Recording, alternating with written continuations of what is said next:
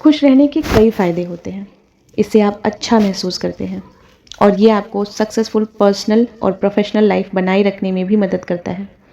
खुश रहने से आप खुद से ज़्यादा प्यार करने लगते हैं और बेहतर रिश्ते भी बना पाते हैं। खुश रहने से आपकी हेल्थ भी सुधरती है।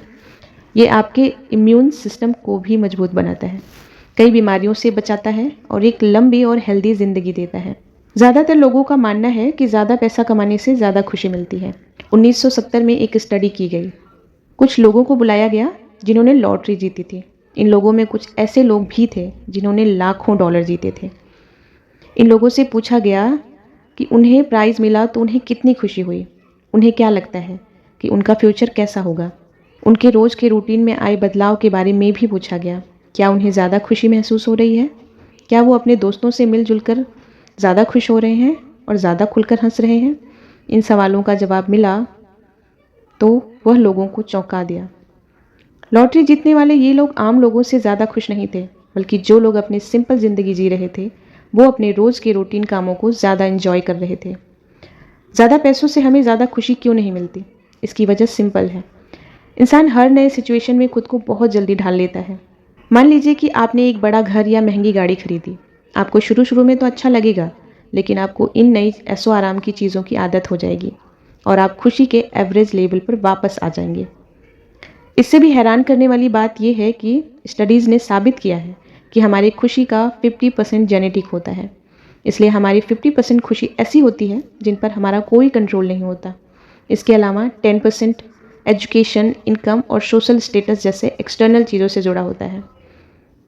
ये भी ऐसी चीज़ें हैं जिन पर हमारा कोई खास कंट्रोल नहीं है। इस रिसर्च से एक अच्छी बात ये पता चली कि हमारी 40% खुशी हमारे रोज़ के कामों से मिलती है। इसलिए कुछ चीज़ों को बदलने से आप हर रोज़ 40% ज़्यादा खुश रह सकते हैं। और ये कुछ चीज़ें हैं जिनको करने से आपकी खुशी दुगना हो जाएगी। जैसे जर्नल में लिखना, एक डायरी रखना, एक दूसरे की मदद करना और चीज़ों के प्रति ग्रैटिट्यूड रखना। ऐसी छोटी छोटी आसान एक्टिविटीज़ हैं जो आपको खुशी को बढ़ा देती हैं। डायरी बनाने का फ़ायदा उठाने के लिए आपको ये सीखना होगा कि एक्सप्रेसिव राइटिंग यानी खुलकर लिखने के ज़रिए नेगेटिव इमोशंस का सामना कैसे किया जाए।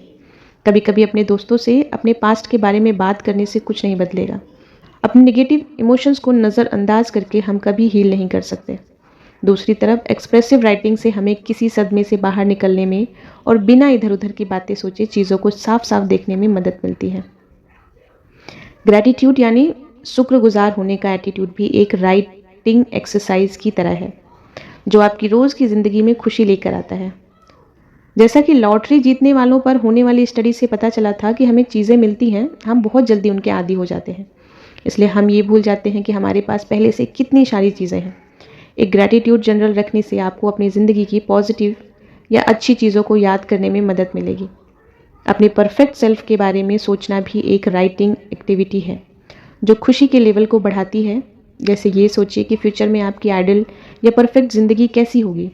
आपको जो भी दिखता है उसे डिटेल में लिखिए और आप देखेंगे कि आपके मूड पर क्या असर हो रहा है। ये सभी एक्टिविटीज़ सिर्फ 1 मिनट में की जा सकती हैं। इसे प्रैक्टिस में लाने के लिए आप ये कुछ चीज़ें कर सकते हैं।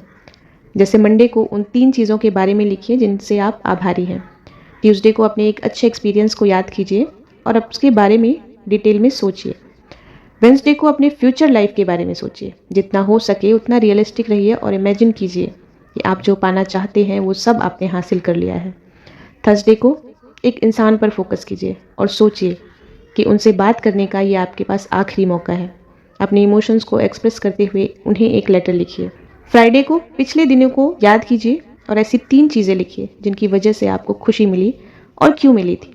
अगर आप अपनी खुशी बढ़ाने के लिए पैसे का इस्तेमाल करना चाहते हैं तो एक्सपीरियंस खरीदिए, चीज़ें नहीं। जैसे अपने दोस्त के साथ बाहर डिनर के लिए जाइए, थिएटर में मूवी देखिए। आप ट्रैवल भी कर सकते हैं और दुनिया भी घूम सकते हैं। याद रखें, चीज़ों को खरीदने से आप लंबे समय तक खुश नहीं रह सकते, लेकिन अच्छी यादें हमेशा के लिए आपके साथ रहती हैं।